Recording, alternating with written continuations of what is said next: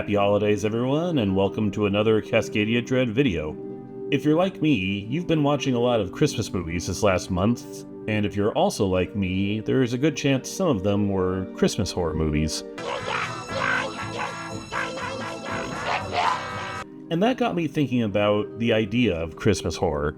Like, Halloween may be king of spooky season, but when it comes to horror storytelling, Christmas is right up there too. Yes, Christmas. That bright, cozy, sentimental holiday where families come together, share gifts with each other. Yep, that's the holiday that's secretly perfect for horror. Why? Well, for starters, because Christmas carries expectations. Expectations of joy, perfection, togetherness, generosity, and if there's one thing horror loves, it's exploring what happens when those expectations crack. Because when you think about it, Christmas is built on contrasts. It's cheerful, but stressful. It's warm, but isolating. It's magical, but demanding. Everyone's supposed to be happy, and nobody wants to be the Grinch who admits that sometimes the holidays can kinda suck. These contradictions create an emotional pressure cooker, a perfect place for horror to take root. Every December, stress levels spike as fast as retail sales.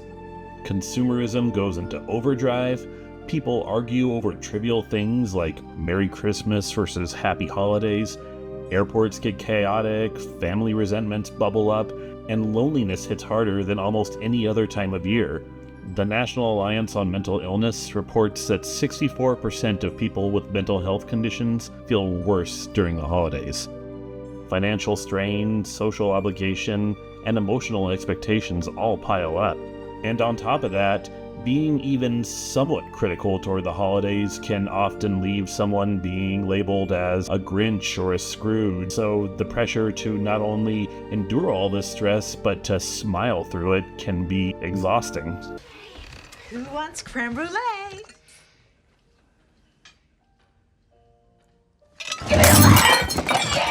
Hey, Max! Hey! Now, before we go any further, I do want to preface the video with one thing. None of this means that Christmas is bad. In fact, quite the opposite. But it does mean that the season carries weight. Emotional, financial, psychological, and, well, horror stories often speak to those exact pressures. Black Christmas looks at patriarchal violence lurking under festive cheer. Gremlins satirizes consumerism and small-town pettiness. Krampus condemns selfishness and forgotten family values. The Lodge exposes how grief can become sharper when surrounded by forced celebration. Silent Night flips holiday optimism into quiet existential dread. These movies aren't attacking Christmas, they're using horror to highlight what the holiday itself sometimes obscures. The stress, the pressure, the fractures. Christmas horror is a mirror, and it shows us things we don't always want to see. But before we go any further with present-day horror, let's go back to the 19th century and talk about Charles Dickens' classic A Christmas Carol, because when you get right down to it, this story is fundamentally gothic horror, or at least horror adjacent. It's about a man being mentally dismantled by ghosts. This is supernatural terror used not to punish, but to transform. Dickens understood that Christmas is a time where we evaluate our lives, and sometimes to do that, you have to face some very dark truths. It's not separate from Christmas horror, it's the blueprint of it. The richest man in the cemetery! Please!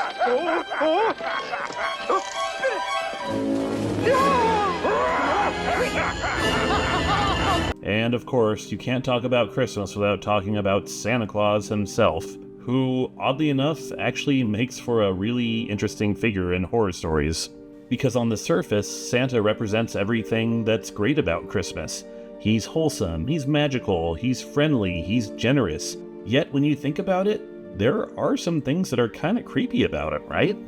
He watches over you all year, he judges children with this weird moral binary of naughty or nice, he enters your home while you sleep, he employs a workshop of unpaid labor, and the whole myth of Santa Claus in the first place is a socially accepted lie parents tell their kids. Because when you actually look at that objectively, it is kind of weird, right?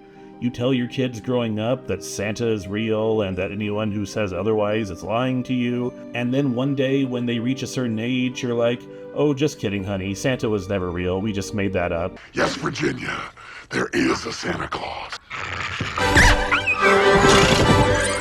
Though that's partially why Santa works so well in a lot of horror movies, because for one, it is a lie that we propagate on our kids, and two, learning that Santa isn't real for a lot of kids does symbolize something like a growing up moment, a coming of age moment, or a loss of innocence. And the idea that magic and childhood wonder isn't really a thing, that's a lot to process, and horror often looks at those kind of emotions. Now, before we go any further, there is one thing I want to say. For the record, I have no problem with kids believing in Santa or parents who tell their kids that Santa is real, because most children handle that revelation perfectly well when they reach a certain age, and it can be a healthy part of growing up. Childhood wonder is important. But the Santa mythology has layers, and that makes him a natural subject for horror. Silent Night, Deadly Night uses the killer Santa to explore trauma and moral hypocrisy. Christmas Evil shows Santa fandom mutating into obsession. Rare Exploits reframes Santa as an ancient pagan monster commercialized into a mascot. Santa's Sleigh takes a more comedic direction, showing how bizarre Santa becomes when taken literally, and is played by a professional wrestler. And beyond Santa, there is just something uniquely eerie about the Christmas aesthetic. The quiet of snowfall, empty streets after dark, glowing lights in otherwise pitch-black neighborhoods, the idea of warmth inside versus cold danger outside, the unnatural cheer of holiday music. Horror loves contrast, and Christmas gives it an abundance.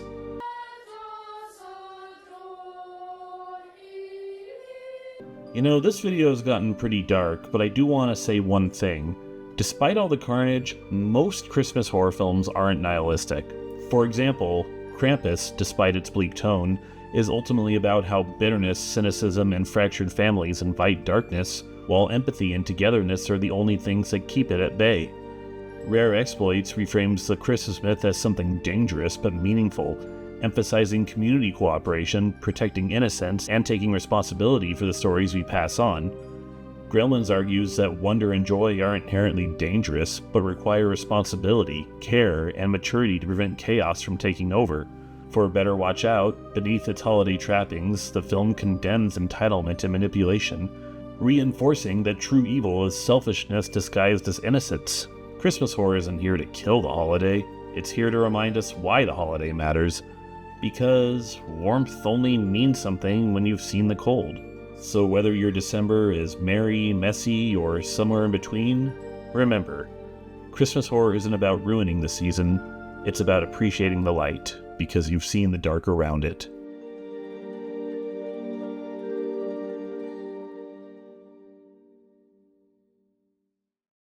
Thanks for watching, everyone. Be sure to like this video and subscribe to the channel, and also be sure to have a Merry Christmas, a Happy Hanukkah, a joyous Kwanzaa, a festive solstice, whatever you celebrate, if you celebrate, have a great one, and we'll see you next time.